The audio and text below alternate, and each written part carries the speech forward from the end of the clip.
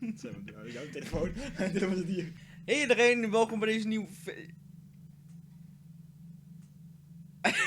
welkom bij deze nieuw filmpje. Nieuw filmpje, jongens. Eindelijk. Waarom lijken wij zo zwart-wit hier? Ik voel me nu oud, man. Zwart, wit, grijs. Ik ben depressief. Dik. Ook. Maar even goed. We gaan vandaag dus reacten op... over Wansie Entertainment. Nee. Wansie Entertainment. We hebben hier... I don't know what the fuck just happened, but I don't really care.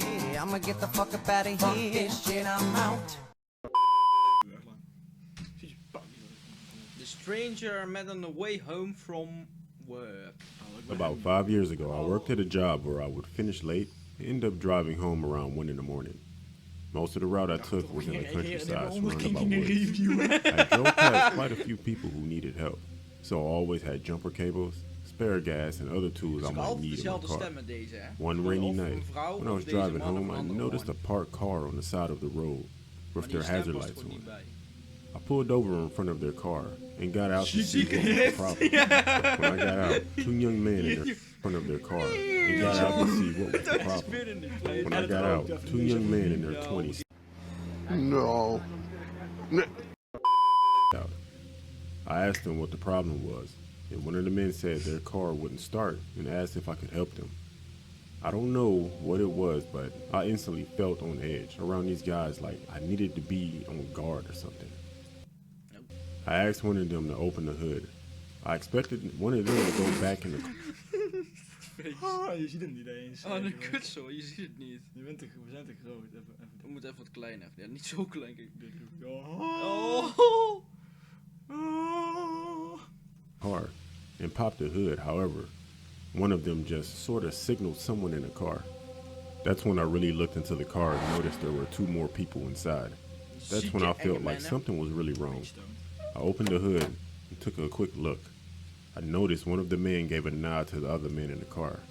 I was believing my instincts at that point and that something bad was about to happen. I quickly thought up an excuse to get back into my car. I said to them that I think I knew what the problem was. I would just go back to my car and get the tool that I needed. I walked back to my car trying to look normal. I remember thinking one of the men was going to attack me from behind. When I got close to my car, I quickly got inside and started my car and drove away. I'm glad I knew it was a trap because shortly after, a car came speeding down the road behind me. Of course, it was the car claiming to be broken down. The man driving kept turning into my car, almost making contact. One of the men opened their window and was throwing what I guess was loose change and junk at my car.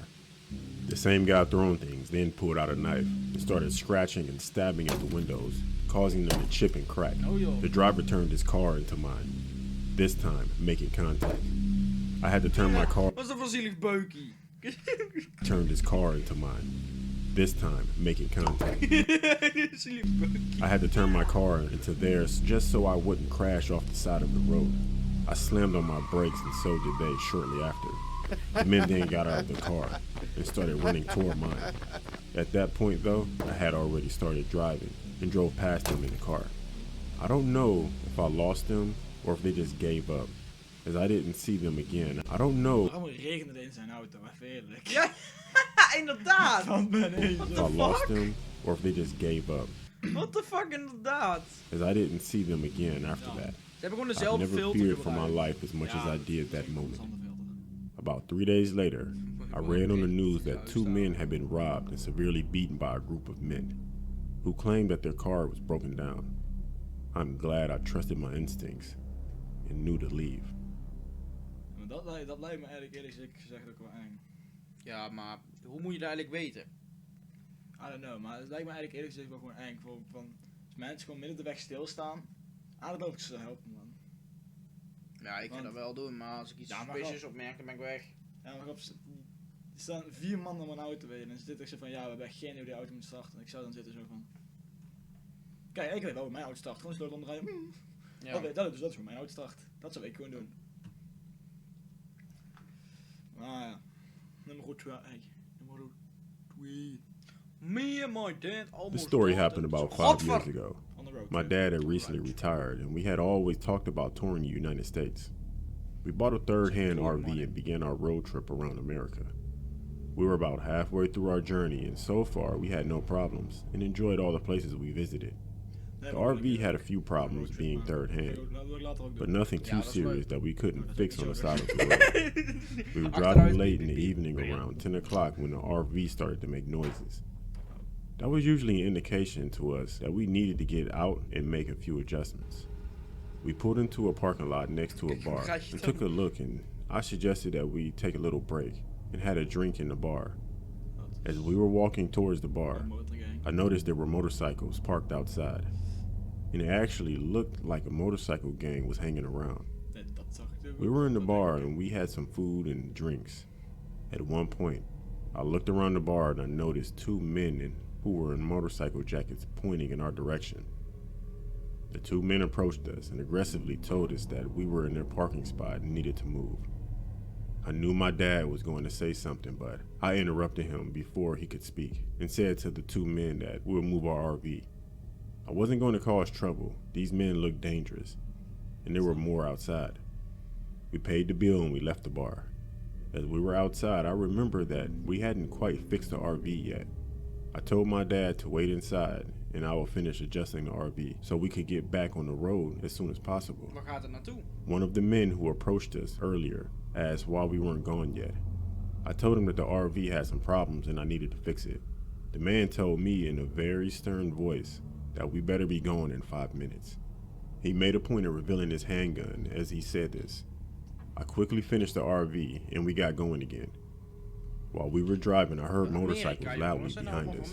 One bike sped up and got in front of us while the other one surrounded the RV. I didn't understand why they were after us.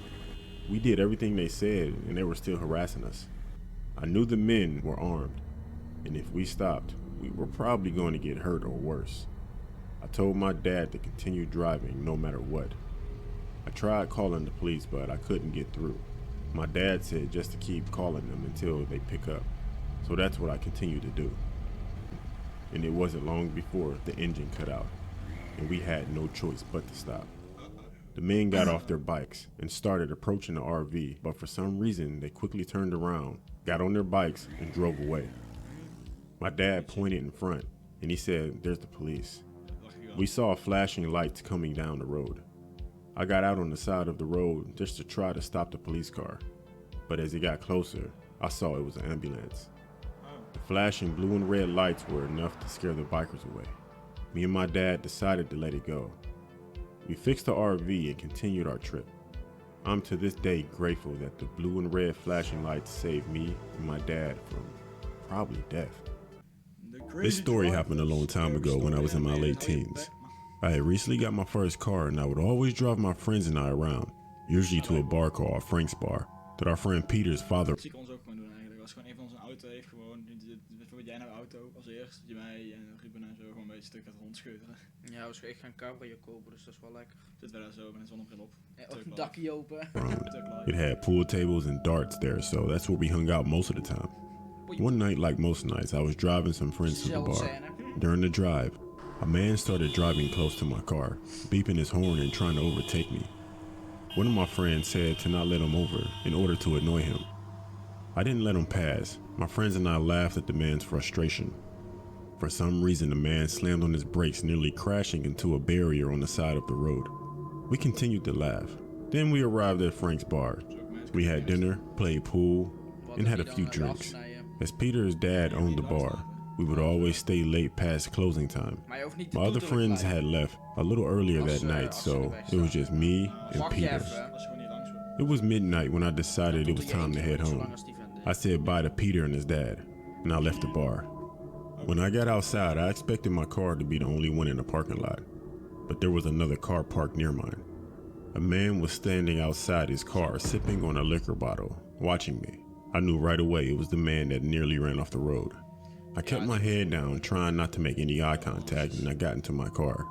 When I got in and started my car, so did the man. I drove off down the road, and so did the man following me close behind. I barely got down the road when the man started aggressively tailgating me.